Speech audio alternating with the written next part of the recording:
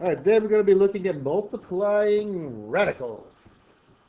So, to multiply our radicals, here I have the square root of 5 times the square root of 6. Well, nice thing about multiplying radicals is I can take and just make one big radical and do 5 times 6. So I'll have the square root of 30. At this point, I got to check and see, can I simplify the square root of 30? Well, there are no perfect squares to go into it, so therefore this one has been cooked. The answer is the square root of 30. Looking over here at number 2 now. In number 2, I have the square root of 3 times the square root of 8. So this gives me the square root of 3 times 8. Well, square root of 3 times 8, that's going to be the square root of 24. I can simplify the square root of 24 because there is a perfect square that goes into 24, and that being 4, because 4 times 6 makes 24. Since this is a perfect square, he gets to come out and play as a 2. So he's done. Can't do anything to my 6, so he's going to be just chilling up here in the radical. And now he's done. Looking at our next one here, it says 5 square root of 7 times 6 square root of 2. With these, we're going to treat them as two separate things. I'm going to do 5 times 6 outside here. And then I got my radical chilling over here with 7 times 2. The stuff on the outside gets multiplied, the stuff on the inside gets multiplied. Well, 5 times 6, that is 30. And 2 times 7 is 14, and that can't be simplified. Therefore, we have 30 square root of 14, and that one has been completed. Looking at number 4. Number 4 here says I got negative 2 times 5. And then I have 6 times 8 inside the radical. So I'm going to have a negative 10 and the square root of 48. Well, square root of 48 can be simplified. So I have my negative 10 here, and I have my square root of 48 changes to 16 times 3, because 16 is a perfect square, and 3 times 16 makes 48. Since 16 is a perfect square, he gets to come out and play. So I now have negative 10 times the square root of 16 is 4. My 3 is chilling in the radical still. Multiply the negative 10 and the 4, and I get negative 40 square root of 3. Nothing else can be done, so there's my final answer. Negative 40 square root of 3.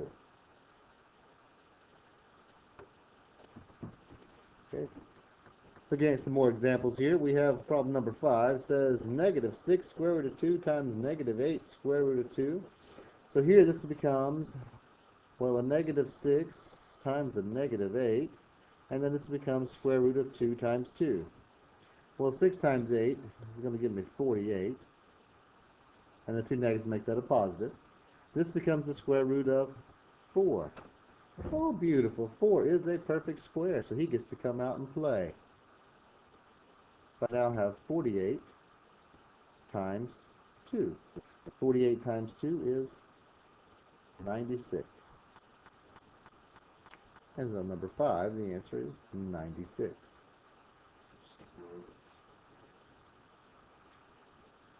Parentheses here just means, hey, it's the same thing as if I would have put a dot between them. Anytime you have two sets of parentheses side by side.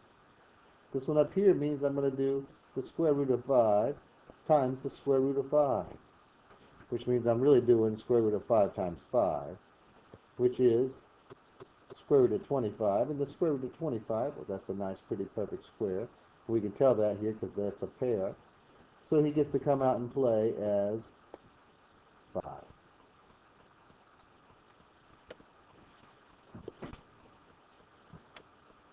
Keep moving along. We've got a couple more examples to look at here, see what's going on. Here I have 3 times the square root of 2 squared again. So that means to do 3 square root of 2 times 3 square root of 2. So, well, 3 times 3, that's going to give me 9. And this becomes 2 times 2 because inside the radical, and that gives me a 4. So now I have 9 times, he gets to come out and play. The square root of 4 is 2. So 9 times 2 is 18.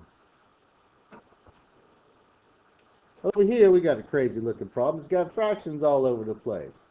Well, the nice thing is, with multiplying fractions, I can just write this thing as 3 times 14 over 7 times 27. I can reduce my fractions. I can take a 3 out of both of these, leaving 9 and 1. I can take a 7 out of both of these, leaving a 2 and a 1. So I now have the square root of 1 times 2 is 2 over 1 times 9 is 9.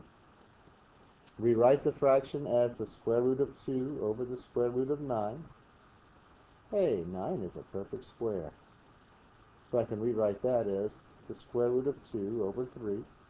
And at this point, there's nothing else we can do with it, so that would be my final answer. Well, not that. Whew! That was a close one.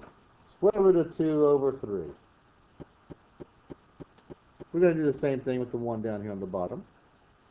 Here, I've got the square root of 5 times 1 over 3 times 12.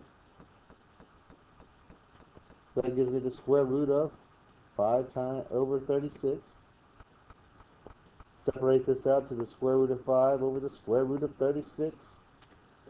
5 is not a perfect square. You're going to be chilling in my numerators. The square root of 5 over, well, 36 is a perfect square. The square root of 36 is 6. And we're done. You need to go through and remember to always simplify your radicals. Pay attention to what you're doing. And as always, good luck.